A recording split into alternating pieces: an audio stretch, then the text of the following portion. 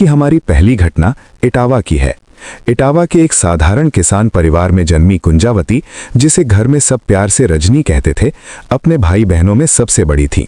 लंबा कद, मजबूत व्यक्तित्व और परिपक्व सोच के कारण लोग अक्सर उसकी उम्र का अंदाजा अधिक लगा बैठते थे। माता पिता को यही चिंता सताती रहती थी कि बेटी की उम्र बढ़ने के साथ समाज की निगाहें भी बदलती जाती हैं। इसलिए उन्होंने समय रहते उसके विवाह का निर्णय ले लिया। काफी खोजबीन के बाद उन्हें ग्वालियर जिले के महाराजपुरा क्षेत्र के गुठना गांव का युवक सुल्तान माहौल पसंद आया। साधारण परिवार, मेहनती स्वभाव और साफ छवि, यही सब देखकर उन्होंने बिना देर किए दोनों का विवाह कर दिया। शादी के बाद रजनी का व्यक्तित्व और भी निखर आया। हाथ लगता वो नशे में उड़ा देता, कर्ज बढ़ता गया और घर की हालत दिन ब दिन कमजोर होती चली गई। सबसे ज्यादा असर इस हालात का रजनी उर्फ कुंजावती पर पड़ा। वो पहले ही गरीबी से जूझ रही थी, ऊपर से पति का बदला हुआ स्वभाव उसकी जिंदगी को और कठिन बना रहा था। शराब के नशे में सुल्तान छोटी छोटी बातों पर झगड़ा करता और कई बार मारपीट तक पर उतर आता। ये सब रजनी के मन में धीरे धीरे गहरी पीड़ा और खालीपन भर रहा था। इसी मोहल्ले में अजीत उर्फ छोटू कोरी रहता था। उम्र में छोटा होने के कारण वो रजनी को भाभी कहकर बुलाता था। शुरू में बातचीत सामान्य थी, लेकिन रोजमर्रा की मुलाकातों में हंसी मजाक भी शामिल हो गया। रजनी को उससे बात करते हुए अपनापन महसूस होता था, शायद इसलिए क्योंकि अजीत उसके साथ सम्मान से पेश आता था। एक दिन दोनों गली में आमने सामने मिले तो बातों बातों में रजनी मुस्कुराकर बोल पड़ी, देवर जी कब तक यूं ही दिन काटोगे? अब तो घर बसाने का सोचो, कहीं से बहू ले आओ। अजीत ने हल्के अंदाज में जवाब दिया, भाभी मिल जाए तो जरूर ले आऊं, जब तक कोई नहीं मिल रही आपसे ही हंसी मजाक करके काम चल रहा है। रजनी ने उसकी ओर देखते हुए सहज भाव से कहा, तो फिर जब तक घरवाली नहीं मिलती कहीं ना कहीं से जुगाड़ कर लेना चाहिए। उस पल की बातचीत सामान्य मजाक जैसी थी, लेकिन यहीं से रिश्तों की दिशा धीरे धीरे बदलने लगी। शाम का समय था, अजीत घर लौट चुका था, लेकिन उसका मन आज कहीं और भटक रहा था। काम पर पूरे दिन उसका ध्यान नहीं लगा। बार बार रजनी का चेहरा उसकी आंखों के सामने उभर आता और वो खुद ही खुद को समझाने की कोशिश करता, पर दिल मानने को तैयार नहीं था। बीते दिन की बातचीत उसके कानों में अब भी गूंज रही थी, जब तक तुम किसी से कहोगे नहीं, कोई तुम्हारी मदद कैसे करेगा? रजनी के ये शब्द अजीत के भीतर कहीं गहरे उतर गए थे। उसे हमेशा यही लगता रहा था कि उसकी तकलीफें किसी के लिए मायने नहीं रखती। गरीबी और बेबसी ने उसे कमजोर कर दिया था, लेकिन रजनी के शब्दों में पहली बार उसे अपनापन महसूस हुआ था। उधर रजनी भी उस दिन कुछ अलग ही मनस्थिति में थी। सुल्तान घर पर नहीं था। घर की खामोशी उसे काट रही थी। न जाने क्यों आज उसने खुद को सजाया, जैसे अनजाने ही किसी का इंतजार कर रही हो। दरवाजे पर आकर उसने बाहर झांका तो सामने अजीत खड़ा दिखाई दिया। क्षण भर के लिए दोनों की नजरें मिली। अजीत जैसे अपने ही ख्यालों से बाहर निकला। उसने हिम्मत जुटाई और सीधे रजनी के घर की ओर बढ़ गया। दिल जोर जोर से धड़क रहा था, लेकिन कदम अपने आप आगे बढ़ते जा रहे थे। रजनी ने हल्की मुस्कान के साथ उसे देखते हुए कहा, आज बहुत चुप लग रहे हो। अजीत, सब ठीक तो है? अजीत ने नजरें झुका, लेकिन दोनों ही जानते थे कि बात बस यूं ही नहीं थी। कहीं ना कहीं दोनों के मन में कुछ बदल चुका था। दरवाजे पर अचानक आहट हुई तो रजनी ने पलट कर देखा। सामने अजीत खड़ा था। उसके चेहरे पर एक अजीब सी मुस्कान थी। रजनी मुस्कुरा दी। आज तो जल्दी लौट आए देवर जी, लगता है काम से मन भर गया। अजीत ने हल्की हंसी के साथ सिर झुका लिया। मन तो कई दिनों से कहीं और भटक रहा है भाभी। रजनी ने हैरानी से उसकी ओर देखा। कहीं और? ऐसा क्या हो गया? अजीत कुछ पल चुप रहा, फिर धीरे से बोला, अगर सच कहूं तो आपसे नजरें मिलने के बाद किसी काम में दिल नहीं लगता। हर वक्त बस आपकी ही छवि सामने घूमती रहती है। ये सुनकर रजनी के चेहरे की मुस्कान फीकी पड़ गई।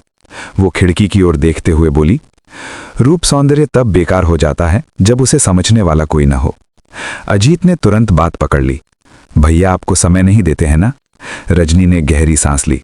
तुम सब जानते हो, रात भर वे ड्यूटी पर रहते हैं और मैं अकेलेपन से लड़ती रह जाती हूं। अजीत की आवाज में अपनापन उतर आया। भाभी, अकेलापन मैं भी झेल रहा हूं।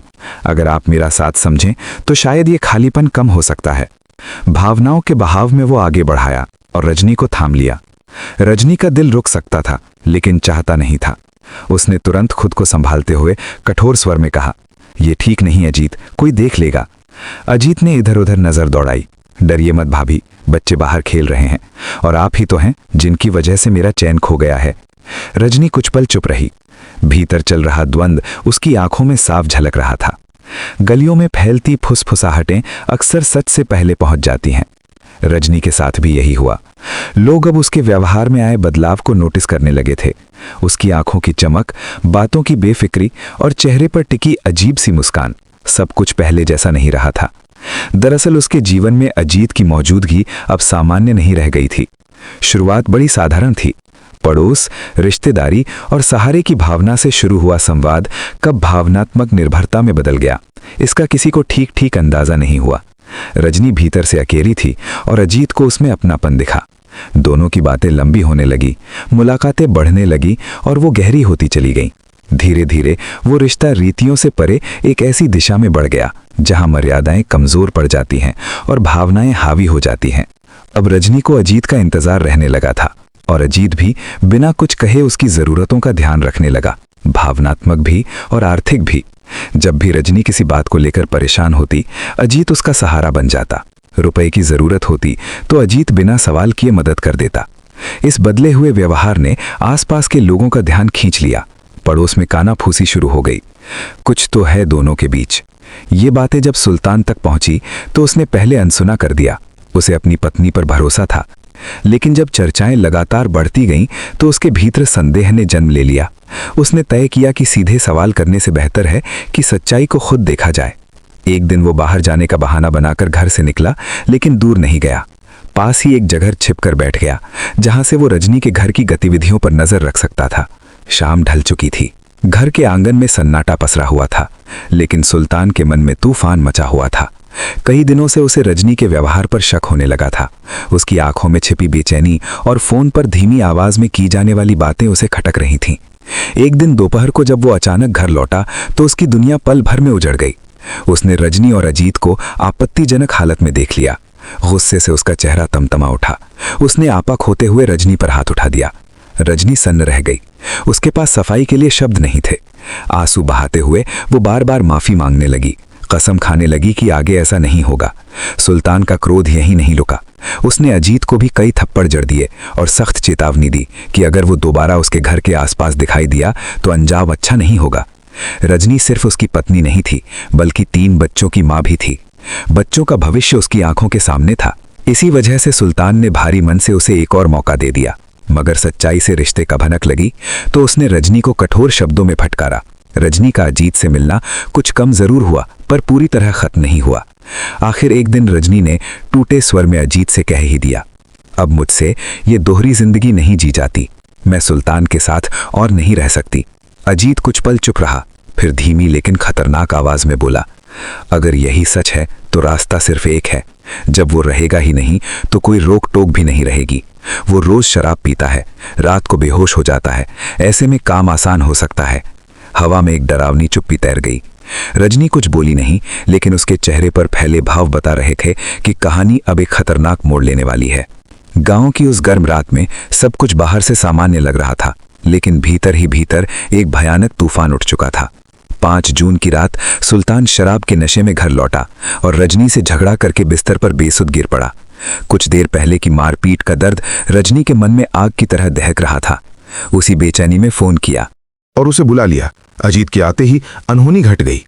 अचानक सुल्तान की नींद खुल गई। घबराहट, गुस्सा और भय तीनों भाव मिलकर ऐसे हावी हुए कि रजनी और अजीत ने मिलकर सुल्तान को काबू में कर लिया। रस्सी का फंदा कसते ही सुल्तान की सांसें थम गईं। पल भर में सब कुछ खत्म हो चुका था। हत्या के बाद अजीत डर के मारे वहां से भाग गया, लेकिन रजनी वहीं खड़ी रह गई, उलझन, पछतावे और डर के बीच फंसी हुई। काफी देर तक सोचने के बाद रजनी ने घर छोड़ दिया और पास ही रहने वाली अपनी बहन के यहाँ पहुंच गई, जहां उस समय उसकी मां भी मौजूद थी। कांपती आवाज और हिचकियों के साथ उसने दोनों से कहा कि उसके पति ने आत्महत्या कर ली है। बहन और मां को उसकी बात पर संदेह हुआ। रजनी के आंसू सच्चे लग रहे थे, लेकिन कहानी में कहीं न कहीं कुछ अधूरा सा महसूस हो रहा था। आखिरकार रजनी ने खुद ही बेचैनी में पूछ लिया, क्या आप लोगों को मेरी बात पर भरोसा? ये खबर पूरे मोहल्ले में फैल गई और गांव में तरह तरह की चर्चाएं शुरू हो गईं। अगली सुबह गांव के ही गंधर्व सिंह ने महाराजपुरा थाने के प्रभारी प्रशांत यादव को फोन कर घटना की जानकारी दी। थाना प्रभारी ने मामले को बेहद गंभीरता से लिया। ये सिर्फ आत्महत्या की सूचना नहीं थी, बल्कि एक छोटे से गांव गुठना में इस तरह की रहस्यमय घटना का बिना किसी को भनक लगे घट जाना कई सवाल खड़े कर रहा था। खबर मिलते ही थाना प्रभारी प्रशांत यादव बिना देर किए एसआई जितेंद्र मवाई के साथ मौके की ओर रवाना हो गए। निकलने से पहले उन्होंने वरिष्ठ अधिकारी सीएसपी रवि भदौरिया को भी स्थिति से अवगत करा दिया। जब प्रशांत यादव घटनास्थल पर पहुंचकर प्रारंभिक जांच शुरू करने ही वाले थे, तभी सीएसपी भदौरिया भी फॉरेंसिक टीम के साथ वहां आ पहुंचे। फॉरेंसिक विशेषज्ञों ने मौके से साक्ष्य जुटाए, तस्वीरें लीं और जरूरी नमूने एकत्र किए। उनकी प्रक्रिया पूरी होते ही सीएसपी वापस लौट गए। इसके बाद थाना प्रभारी ने स्वयं पूरे घटनास्थल का सूक्ष्म निरीक्षण किया, जरूरी कानूनी औपचारिकताएं पूरी की और सुल्तान के शव को पोस्टमार्टम के लिए भेज दिया। जांच के दौरान पुलिस को वही रस्सी भी मिली जिससे गला घोंटकर हत्या की गई थी। उसे सबूत के तौर पर जब्त कर लिया गया। इसके बाद गंधर्व सिंह की शिकायत पर अज्ञात व्यक्ति के खिलाफ हत्या का मामला दर्ज कर लिया गया और मामले की तफ्तीश औपचारिक रूप से शुरू हो गई। जब रजनी को पूछताछ के लिए थाने बुलाया गया तो वहां पहुंचते ही वो घबरा गई। तनाव और डर उसके चेहरे से साफ झलक रहा था। थोड़ी सख्ती और समझाइश के बाद वो टूट गई और उसने स्वीकार कर लिया कि उसने अपने प्रेमी अजीत के साथ मिलकर अपने पति सुल्तान की हत्या की थी।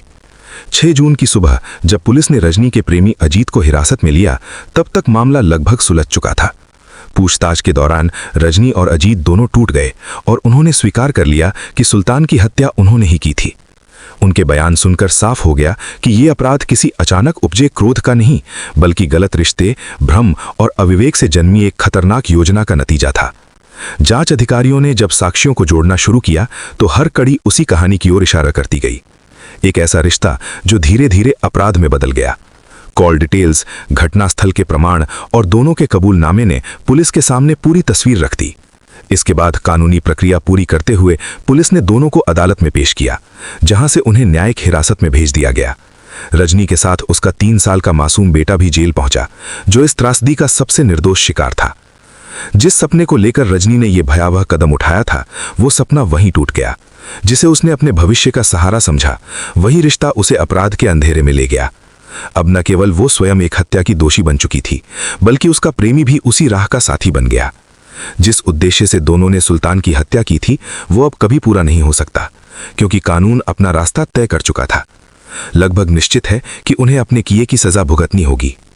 और आज की हमारी दूसरी घटना मध्य प्रदेश के बैतूल की है। शाम का वक्त था और आमला कस्बे की गलियां रोज की तरह लोगों से भरी हुई थीं। दुकानों की रोशनी, सब्जी मंडी की आवाजें और चाय की थाप सब मिलकर कस्बे को जीवंत बनाए हुए थे। इसी भीड़ भाड़ के बीच थाना प्रभारी सुनील लाटा अपने नियमित गश्त पर निकले हुए थे। तभी वायरलेस सेट पर अचानक आई एक सूचना ने उनकी रफ्तार बदल दी।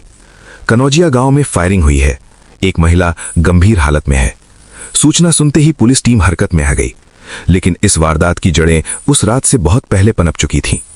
कृष्णकांत और उसकी भाभी वर्षा के रिश्ते में कभी भी अपनापन नहीं रहा। शादी के बाद से ही दोनों के बीच तनाव बना रहता था। हालात तब और बिगड़ गए जब कृष्णकांत के बड़े भाई चंद्रशेखर की असमय मौत हो गई।